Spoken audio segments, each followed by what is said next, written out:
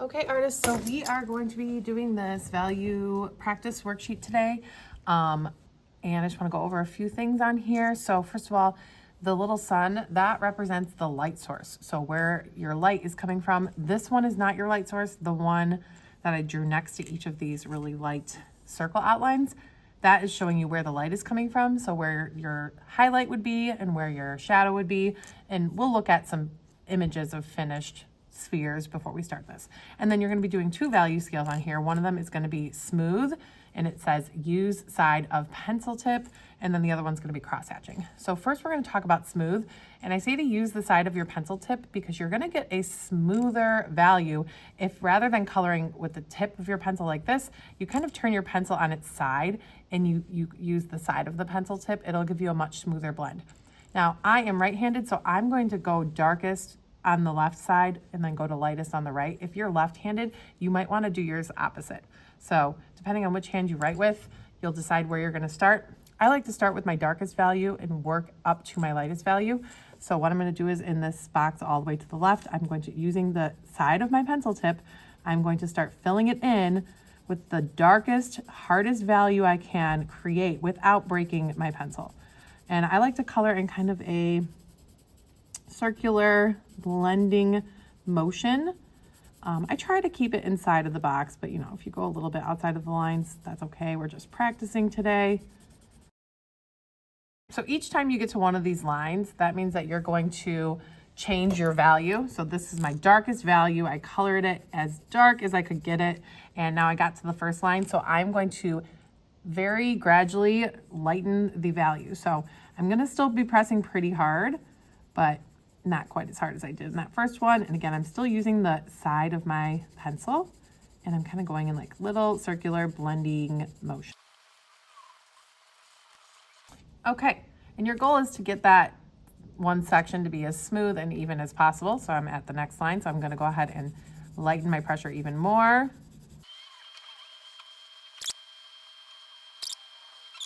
So now will be the time to go back and see, is it gradually changing? If you need to go back and maybe darken any of your sections or blend them out a little bit more. I don't even blend my value scales with my finger. I do all of my blending with the pencil, just using really light circular motions. I feel like this one might need to be a little darker. Okay, that is done. Now I'm going to do the sphere. So since the light source is coming from right here, that means that my highlight is going to be right here. The highlight is going to be the section of the sphere that is white. So it doesn't have, or has like really barely any value on it.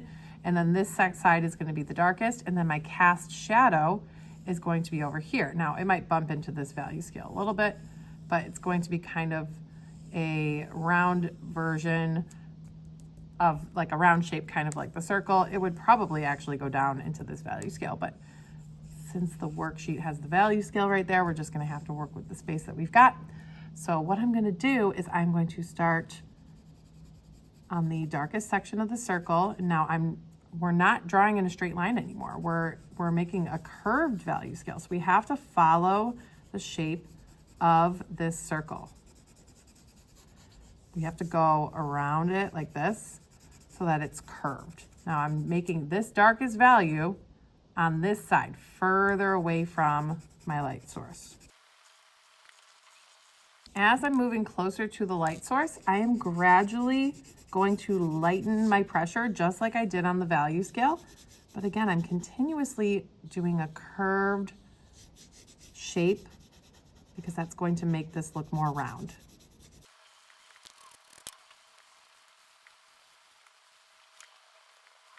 Clean up your edges with your eraser if you got a little messy like I did. And then just go back in and see if there's any areas that need to be darker, that need more blending. Now this takes a lot of practice. Don't expect to have, you know, a perfect sphere on your first try. It's hard. Okay, so I have my sphere and now I'm gonna do my cast shadow. So for the cast shadow, it's mostly gonna be your darkest value, but it does get a little bit lighter as you get to the edge of the shadow.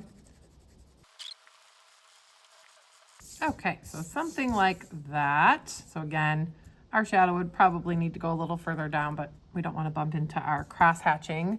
So that is going to be part 2 of this video, is going to be me showing you guys how to do cross hatching. So I'm going to move into that now. Cross hatching is when you draw lines that cross over each other. So we're going to do the same thing, whereas this is going to be the darkest side. This will be my lightest. If you're left-handed, do the opposite of me. So for cross hatching, you just start with lines really close together, all going in one direction. And you do want a sharp pencil for this one, so I'm going to sharpen real quick. You are going to cross over them going in the opposite direction. This is our darkest one. We are going to continue. We're going to do that again because we need to fill it in more. It needs to be really, really dark.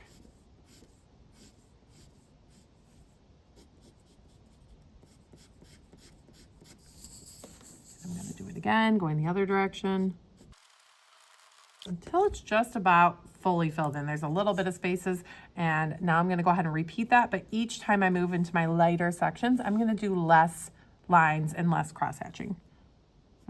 I can space them out a little bit more too.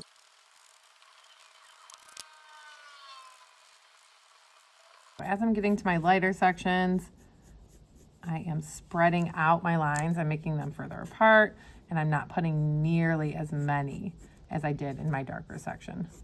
I'm pressing a little bit lighter too to give it even more of that look of being lighter. There are different ways to do cross hatching. This is just one of them. Okay, there we go. We have that dark to medium to light. Now cross hatching on a sphere. This one is really challenging. So again, we're gonna have our highlight right here. So we're gonna do the majority of our extreme, like close together cross hatching down here, and it's gonna get more and more gradual as it gets towards the highlight. What I like to do, so our shadow will be over here, is I like to start with lines that go towards my sun, and I gave a little outline of where my highlight's gonna be, and I'm gonna make lines that extend up to that highlight to kind of give me a guide of where my cross hatching is gonna stop. Okay, and now I'm going to start crossing over. All of my lines kind of going in the same direction. So I don't want them all just going in random directions. I have all my lines either going this way or this way. So anytime I'm drawing a line on here, they're not going in random directions. They're going either towards the sun or crossing over in the opposite direction.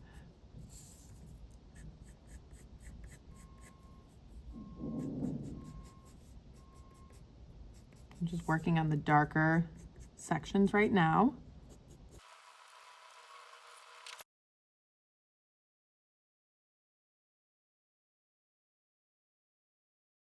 So I think it's getting there. It really does take a lot of lines. So don't rush it, take your time, but I'm trying to get it to go from dark to medium to light and having all of my lines again going in this direction or this direction. I'm gonna do the same thing now with my cast shadow, which is gonna get a little bit cut off the paper. Okay, so that's pretty much it. So that's what you guys are gonna do today. You're gonna practice this. Don't forget to put your name on it so that I know who it belongs to, and have fun.